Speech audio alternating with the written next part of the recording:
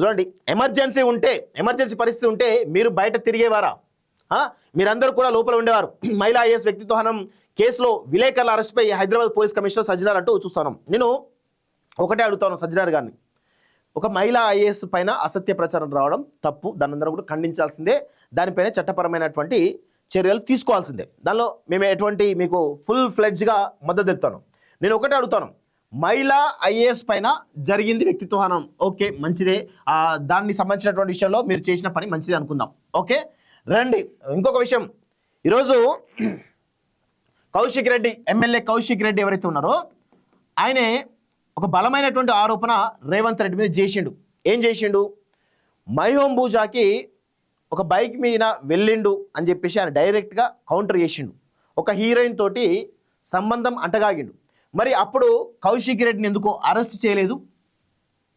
అప్పుడు కౌశిక్ రెడ్డిని ఈ కేసు ఒక సరే మహిళా ఐఏఎస్ అయినా రేవంత్ రెడ్డి అయినా ఎవరి వ్యక్తిత్వం ఒకటే, ప్రతిదీ ఒకటే. సో మహిళా ఐఏఎస్ విషయంలో ఇచ్చినటువంటి ఇంత సీరియస్నెస్ ఎందుకు ఎమ్మెల్యే కౌశిక్ రెడ్డి విషయంలో ఎందుకు మీరు చేయలేకపోయారు?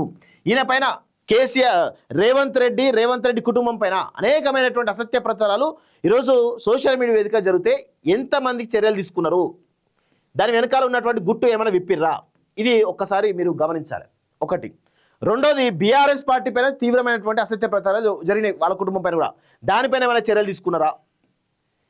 సో ఇవన్నీ కూడా చర్చ జరగాలి కదా. మీకేదో ఆపద వస్తే మీరు చాలా సీరియస్ తీసుకున్నారు కదా. మరి అదే రేవంత్ రెడ్డికి ఆయన పైన పెద్ద అలిగేషన్ వచ్చింది, దానిపైన ఏమైనా చర్యలు తీసుకున్నారా? కేసీఆర్ కుటుంబం పైన అలిగేషన్ వచ్చినాయి, ఏమైనా చర్యలు తీసుకున్నారా? దీనిపైన మీరు సజ్జనార్ గారు సమాధానం చెప్పాలి. సో ఇలా చెప్పరు కదా. అదే కాకపోతే విషయం ఏంటంటే మీకు ఇబ్బంది అయింది కాబట్టి ఈరోజు మీరు ఇబ్బంది అయింది కాబట్టి మీరు అందరూ ఏకమై ఈరోజు అమాయకమైన జర్నలిస్టులు బలి చేశారు. మరి రేవంత్ రెడ్డి కంట్రోల్ ఉందా వ్యవస్థ అనేది తెలియదు. నాకు తెలిసి నేను ఒకటే అడుగుతా ఉన్నాను, రేవంత్ రెడ్డి గారు మీకు ఇద్దరి వల్ల చాలా ఇబ్బందికరమైన పరిస్థితులు రాబోతున్నాయి.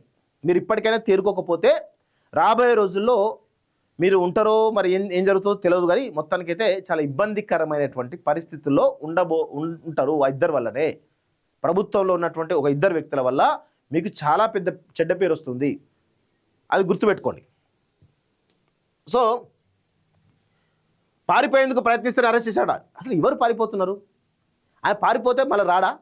ఆయన ఒక సీనియర్ జర్నలిస్టు, ఒక ఛానల్కి ఇన్పుట్ ఎడిటరు, అంతో కొంత సమాజంలో తెలంగాణ ఉద్యమకారుడు, తెలంగాణ సమాజంలో ఆయనకంటే ఒక పేరుంది.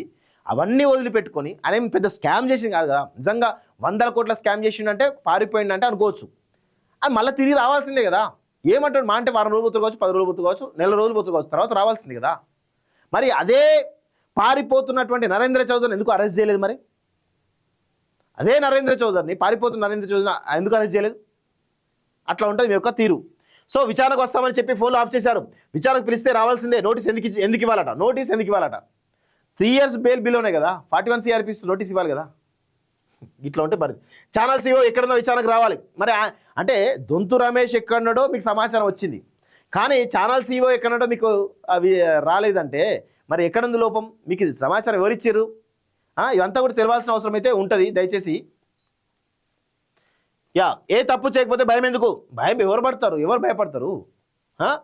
దూకుడు పెంచిన సిట్ అట, బ్యాంకాకు బయలుదేరిన ఛానల్ ఇన్పుట్ రిపోర్టర్ అరెస్ట్, మరో రిపోర్టర్కు నోటీసులు అంటూ చూస్తాను. సో ఇక్కడ మరో రిపోర్టర్ నోటీసులు అంటూ అన్నారు కదా. పరిపూర్ణచారికి నోటీసులు ఇవ్వడం జరిగింది. సో మంచిదే, ఇచ్చారు అనుకుందాం. మరి పరిపూర్ణచారిని ఇద్దరినేమో రిమాండ్కు పంపించే ప్రయత్నం చేశారు, పరిపూర్ణచారిని వదిలేసే ప్రయత్నం చేశారు. ఎందుకు? పరిపూర్ణచారి రేవంత్ రెడ్డి దగ్గర కాబట్టి వదిలేసిరా, లేదు మంత్రుల దగ్గర కాబట్టి ఒత్తిడితో ఆయన వదిలేసిరా? అంటే మీ ఇష్టం. రేవంత్ రెడ్డి దగ్గర ఉంటేనేమో ఒకలాగా, దూరం ఉంటేనేమో ఇంకోలాగనా? ఇది ఎక్కడి న్యాయం? చేస్తే అందరిని అరెస్ట్ చేయండి కదా. ముగ్గురు అరెస్ట్ చేసే తప్పు. ఫస్ట్ ఆఫ్ ఆల్ ముగ్గురిని అరెస్ట్ చేసే తప్పు. ఎందుకంటే మెయిన్ మేనేజ్మెంట్ను మినహాయించి, సీఓని మినహాయించి వీళ్ళని అరెస్ట్ చేస్తే తప్పు. అరెస్ట్ చేసిన దాంట్లో కూడా ఒకరిని వదిలిపెట్టడం, ఇద్దరినేమో రిమాండ్ పంపించడం, ఇది ఎంతవరకు అంటే మీ ఇష్టం. చట్టం మీ చుట్టమైన చట్టం అనుకుంటారా సజ్జనార్ గారు? ఇట్లా ఉంది ఈ లేక పరిస్థితి. ఇంత దుర్మార్గంగా ఉంది చూడండి. ఎమర్జెన్సీలో కాంగ్రెస్ పాలన, జర్నలిస్టుల అరెస్టులు ఖండిస్తున్నాం. కేటీఆర్ పండుగ పూట కక్షాయింపు దారుణం, కాంగ్రెస్ ప్రభుత్వ తీరు అనైతికం అంటూ చూస్తా ఉన్నాం.